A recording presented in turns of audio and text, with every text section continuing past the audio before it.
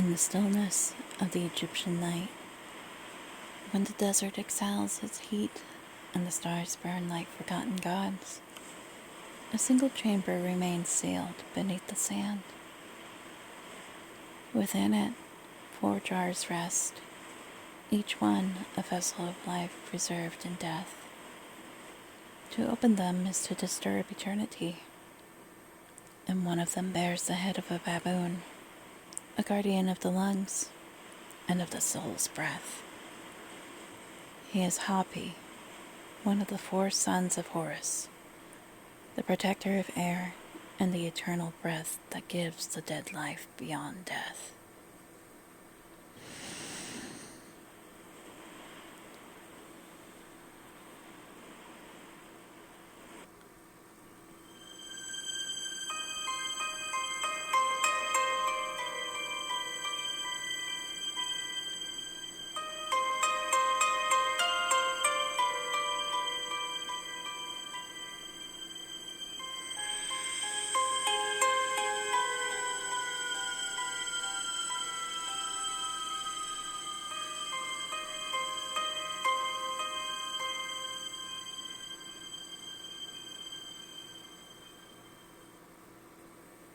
Welcome back, witches and wanderers, to the Morbid Witch Podcast.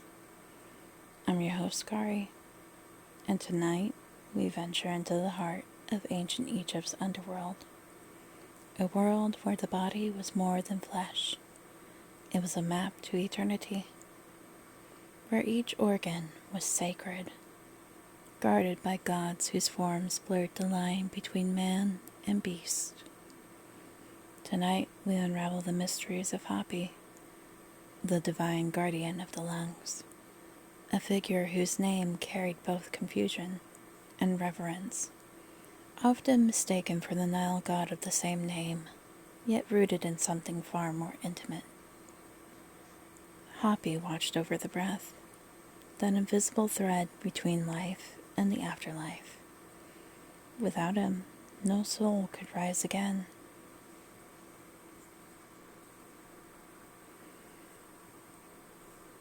The name Hapy has been whispered across centuries, written in hieroglyphics upon the tomb walls, misread and reinterpreted time and again.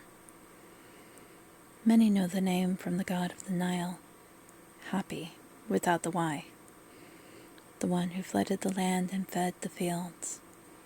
But this Hapy was different. He was not of the waters, but of the air, of breath. His duty, to guard the lungs of the dead, sealed within their sacred Canopic jars.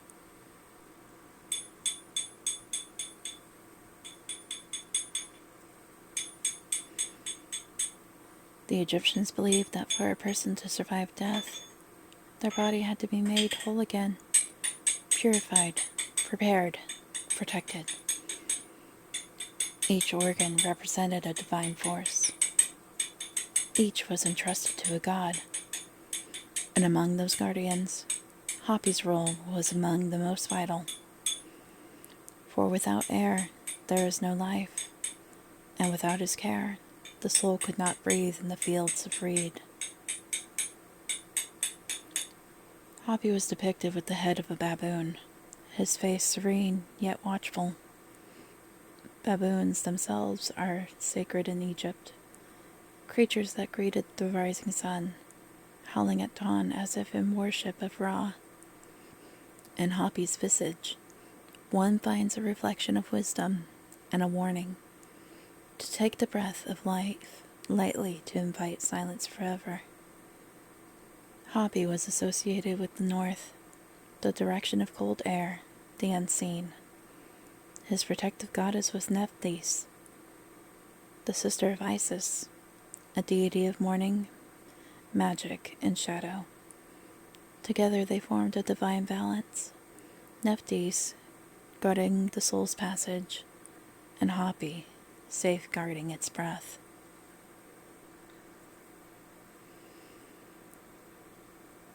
Hapy was one of 4 divine brothers, the sons of Horus, born from the falcon god himself.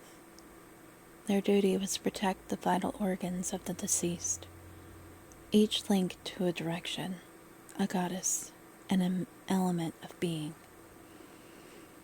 Seti was the human-headed guardian of the liver, Hapy, the baboon-headed guardian of the lungs,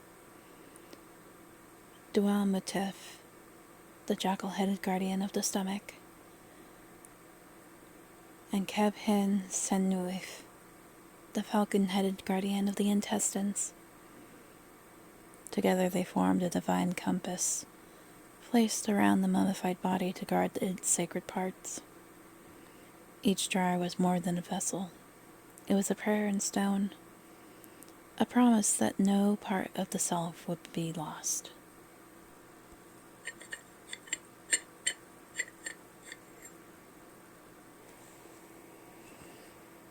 In the embalming chamber, priests would speak the names of the sons of Horus aloud, calling upon their protection. As the lungs were placed within Hapy's jar, the priest would whisper, "O Hapy, protect my breath, that I may draw it again in the afterlife. Let me not choke in the darkness, but breathe the winds of eternity." It was said that even in the underworld, Hapy ensured the dead could breathe, that their ka, their life force, would never suffocate. The process of mummification was sacred, precise, and terrifyingly beautiful. Organs were removed not as desecration, but as liberation, freed from decay, sanctified by gods. The lungs were especially vulnerable. They held the final breath, the last echo of life. To preserve them was to preserve memory. Priests believed that breath connected the living to the divine. Through Hapy, the dead could continue to breathe beyond death's silence. And yet there was fear too. If the rituals were performed incorrectly, if the wrong words were spoken or the jar misplaced, the soul might suffocate forever. It would wander, gasping, unable to find peace. Hapy was invoked not only for protection, but for mercy. He was the still air in the tomb, the invisible promise that death was not an ending, but a transformation.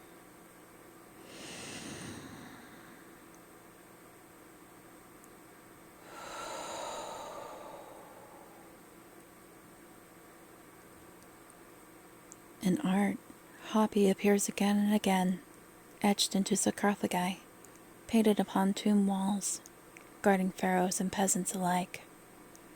He was rarely the subject of stories, yet his image told one of its own, a silent deity who never ceased his watch. In the Book of the Dead, Hapy is invoked in passages guiding the deceased toward rebirth. One such verse reads, "Hapy, protect me from decay. Grant me air from thy nostrils that I may live forever." In the coffin texts, his name is spoken alongside the winds of the north, described as the breath of the gods themselves. His baboon form symbolized awareness, the creature that calls to the sun, marking the passage of night into day. Just as Hapy stood at the threshold of the tomb, so too did the baboon stand at the edge of dawn, between darkness and light. Even in modern understanding, Hapy remains a quiet reminder. To breathe is sacred, to exhale is to surrender, and to inhale to reclaim life. 4 jars, 4 guardians, each one a promise made to eternity.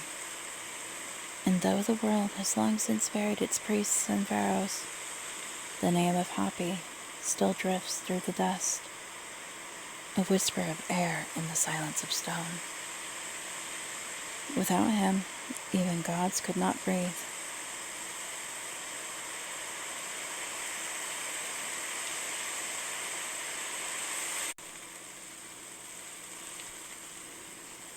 You've been listening to the Morbid Witch Podcast.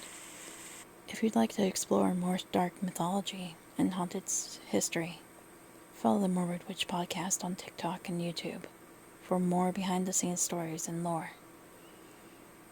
Until next time, stay strange, stay spooky, and remember, the shadows are always watching